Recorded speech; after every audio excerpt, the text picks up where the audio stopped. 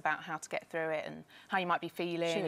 And, and it's OK to feel like that. Yes, because that's the trouble. If you're going through something like that, sometimes you think you're the only person in the world that's feeling like, I can't do this anymore, and I don't know what to do now, and feeling a bit teary and all the rest of it.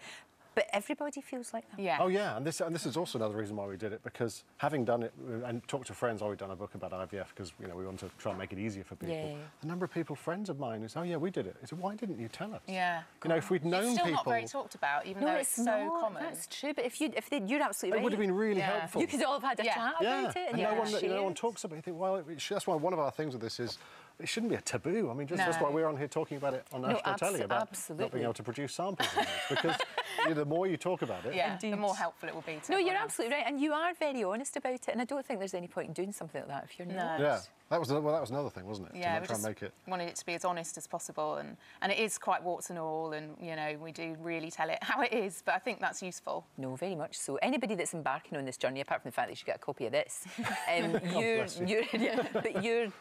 your tips for them, your advice for them, what would it be?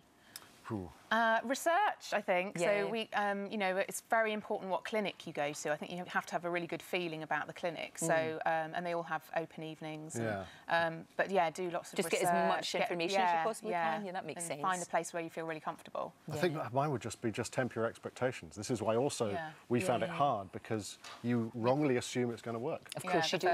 You're told, you're given the odds. We were told 30%, which is considered. You don't hear it. That means 70% not going to work, but you don't hear. So the first time and the second time it didn't work, it was kind of devastating. You just think, but of course it's probably not going to work. You know, but it's just luck. And that's it the is thing. luck. So with this, we're trying to give as much information to people, the stuff you need to know, the stuff you don't need to know. But ultimately, it's in the hands of something else.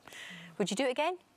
For another one? Are you happy with it? We're just really, we just feel so lucky to have Molly, and we're just really enjoying watching her grow up. I think that's very wise. It's very wise. And hey, if it happens, it happens. You never know. You never know. It's called Get a Life. It's his and her survival guide to IVF. It's a cracking read. I mean, I'm, funnily enough, not going to go for IVF, but I very much enjoyed it. Well, thank you for reading it. I really did. Thank you both very much.